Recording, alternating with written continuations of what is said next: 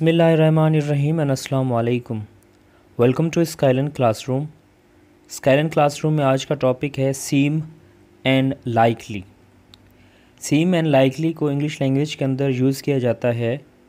कुछ अल्फाज हैं उर्दू के, उसके मुताबिक उनको इस्तेमाल किया जाता है। जैसे सीम है तो अगर हम सीम की माना निकालेंगे, मीनिंग निकालेंगे तो वो है दिखता है या लगता है। और अगर लाइकली की मीनिंग निकालेंगे तो इम्कान है। ठीक है, इम्कान है।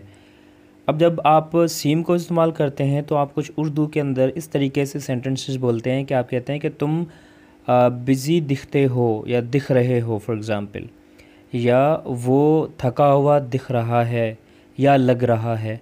क्योंकि सीम की लफ्ज़ी माना दिखना या लगना, उस सेंस में जैसे आप कहते हैं कि वो तुम्हारा भाई लगता है, दिखता है। ठीक है, वो तुम्हारा भाई जैसा दिखता है या दिखता है, तो वहाँ पर आप सीम को इस्तेमाल करते हैं। और लाइकली की जब आप इस्तेमाल करते हैं तो उसका तो सिंपल सी मीनिंग होती है इम्कान है। ठीक है, तो हम पहले सीखेंगे सीम का यूजेज के लैंग्वेज के अंदर, इंग्लिश लैंग्वेज के अंदर सीम को आप कैसे इस्तेमाल करेंगे, फिर हम सीखेंगे लाइकली को। तो सीम का जो नीचे मैंने फार्मूला दिया है, स्ट्रक्चर दिया है, पहले सब्जेक्ट आएगा, उसके बाद सीम आएगा।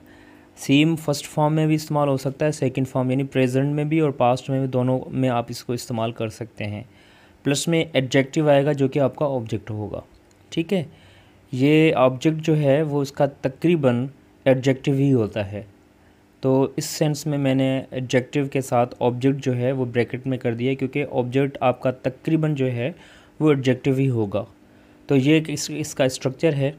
तो एग्ज़ाम्पल जब आप देखेंगे तो आपको ये स्ट्रक्चर और भी क्लियर हो जाएगा। जैसे ही सीम्स एंग्री टुडे, अब यहाँ पर देखें ही सब्जेक्ट है, सीम्स वर्ब की फ़र्स्ट फॉर्म में, और एंग्री जो है एडजेक्टिव है, और टुडे जो है आपका ऑब्जेक्ट है। तो ये इनडायरेक्ट ऑब्जेक्ट है या डायरेक्ट ऑब्जेक्ट है वो अलग बात है किसकी। उसके बाद देखें she seems busy in kitchen.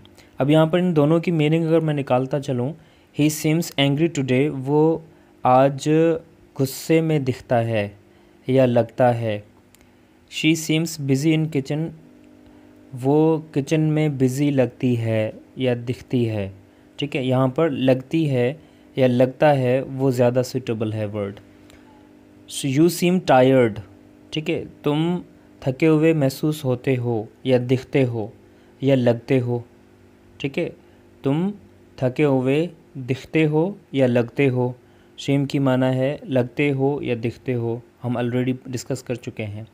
उसके बाद देखें दे सीम्ड वरीड। ठीक है, वो दे सीम्ड वरीड यानी वो परेशान दिखे या लगे, वो परेशान लगे या परेशान दिखे। क्योंकि सीम्ड जो है ये पास्ट है, वर्ब की सेकंड फॉर्म है, इस वजह से इसकी मीनिंग लगेगी निकलेगी कि वो परेशान लगे या दिखे। उसके बाद है he seemed happy with his family. He seemed verb की सेकंड फॉर्म है, पास्ट है, वो खुश लगा या दिखा अपनी फैमिली के साथ।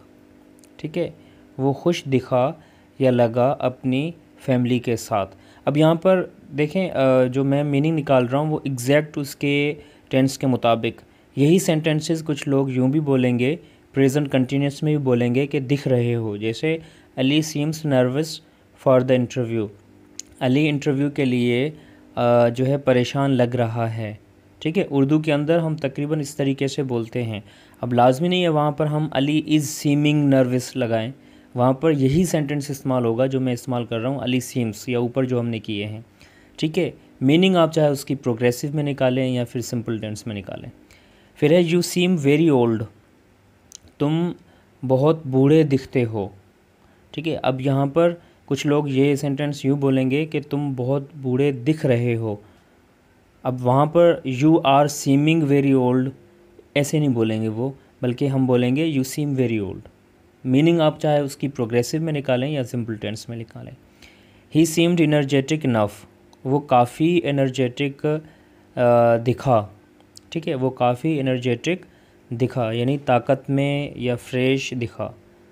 उसके बाद है ही सीम्स योर ब्रदर, वो तुम्हारा भाई लगता है या दिखता है या भाई जैसा दिखता है। तो ये तीनों इसकी मीनिंग्स हो सकती हैं। जो मैंने आपको बताया कि आप इसको प्रोग्रेसिव में भी कुछ लोग बोलते हैं, और वहाँ पर यही स्ट्रक्चर जो है प्रेजेंट सिंपल टेंस वाली और पास्ट सिंपल टेंस वाली, यही को हम जो है ना फॉलो करेंगे। उसके बाद हम आते हैं लाइकली पर। देखें, हमने पहले ही डिस्कस किया, लाइकली का मतलब होता है इम्कान होना, ठीक है, या इम्कान है। जब आप कोई ऐसा सेंटेंस बोलते हैं जिसमें आप ये बोलें कि इम्कान है कि आज बारिश हो, इम्कान है कि वो आज लेट हों, इम्कान है कि वो मैच जीत जाएं, इस तरीके के जब आप सेंटेंसेस बोलते हैं तो वहाँ पर इम्कान के लिए आप लाइकली को इस्तेमाल करते हैं, ठीक है। जैसे यहाँ पर मैंने एक स्ट्रक्चर दिया है, आप पहले सब्जेक्ट लगाएंगे, सब्जेक्ट के बाद ऑक्सिलरी वर्ब, ऑक्सिलरी से मेरी मुराद इज़ एम आर, अगर प्रेजेंट है पास्ट है तो वाज वर आएगा, उसके बाद प्लस लाइकली और प्लस टू आएगा क्योंकि ये इन्फिनेटिव वर्ब लेगा अपने साथ, उसके बाद वर्ब की फर्स्ट फॉर्म आएगी, देन ऑब्जेक्ट आएगा, ठीक है। ये एक इसका स्ट्रक्चर है कि पहले सब्जेक्ट आएगा, auxiliary verb is am are में से या वाज वर्ब में से कोई भी एक आएगा, उसके बाद लाइकली टू इस्तेमाल करेंगे और वर्ब की फ़र्स्ट फॉर्म इस्तेमाल करेंगे, देन ऑब्जेक्ट आ जाएगा।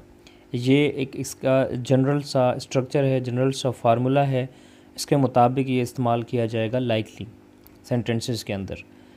अब इसके जो एग्जांपल्स आप देखेंगे तो आपको आसानी से समझ में आ जाएगा इसका स्ट्रक्चर।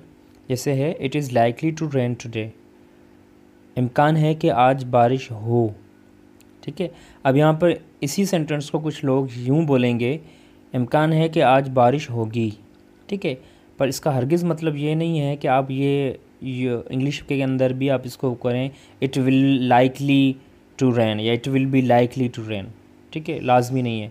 आप इसी को इसी तरीके से बोलेंगे, it is likely to rain today, और इसका मतलब दोनों हो सकते हैं कि हो सकता है इम्कान है कि आज बारिश होगी या इम्कान है कि आज बारिश हो। उसके बाद है, he is likely to win the race, इम्कान है कि वो रेस जीत जाए या इम्कान है कि वो रेस जीत जाएगा, ठीक है। दोनों के जो है मीनिंग आप निकाल सकते हैं, मगर इसका स्ट्रक्चर, इसका सेंटेंस जो है, फार्मूला जो है वो यही रहेगा, he is likely to win the race. You are likely to lose the game, इम्कान है कि तुम गेम हार जाओ, ठीक है, या इम्कान है कि तुम गेम हार जाओगे। अब जैसे भी आप बोलें, मगर दोनों का स्ट्रक्चर यही है, दोनों का सेंटेंस यही है। फिर है, दे वर लाइकली टू बी लेट, इम्कान था, अब ये पास्ट में है तो वर इस्तेमाल किया है, इम्कान था कि वो लेट हों, इम्कान था कि वो लेट होंगे, कुछ लोग इस तरीके से भी बोलेंगे। तो दोनों ही सही हैं और दोनों इसी की मीनिंग है। फिर है, she was likely to fail in exam, इम्कान था कि वो एग्ज़ाम में फ़ेल हो जाए, या इम्कान था कि वो इम्तिहान में फ़ेल हो जाती, या इम्कान था कि वो इम्तिहान में फ़ेल हो जाएगी, ठीक है। तो आप उर्दू के अंदर कोई भी सेंटेंस बोल सकते हैं जो मैंने आपको अभी बताए, हो जाए या हो जाएगा या हो जाती, पर उसकी इंग्लिश यही होगी, ठीक है, क्योंकि हमारे जो एक्सेंट हैं उर्दू के अंदर, हमारे जो डायलेक्ट्स हैं उर्दू के अंदर, वो थोड़ा बहुत डिफ़र कर सकते हैं, पर इसका हरगिज़ ये मतलब नहीं होगा कि आप उस डायलेक्ट के मुताबिक इंग्लिश के स्ट्रक्चर को चेंज करें। इसका स्ट्रक्चर वही होगा जो एज़ इट इज़ हमें मिला है, ठीक है। तो यहाँ पर she was likely to fail in exam, इम्कान था कि वो इम्तिहान में फ़ेल हो जाए, या इम्कान था कि वो एग्ज़ाम में फ़ेल हो जाती, या इम्कान था कि वो इम्तिहान में फ़ेल हो जाएगी। ये तीनों स्ट्रक्चर्स मतलब जो है इसी सेंटेंस के हो सकते हैं। और ऊपर भी मैंने आपको हर स्ट्रक्चर के दो दो जो है सेंटेंसेस उर्दू के अंदर बताए हैं। आई होप कि ये लाइकली और सीम आपको समझ में आ गया होगा। अगर नहीं समझ में आया तो कमेंट सेक्शन में मुझसे पूछ सकते हैं, और अगर आपको वीडियो अच्छी लगी है तो लाइक ज़रूर करें, सब्सक्राइब करें। इंशाल्लाह नेक्स्ट वीडियो बहुत जल्द आएगी। तब तक के लिए अल्लाह हाफिज़ एंड टेक केयर।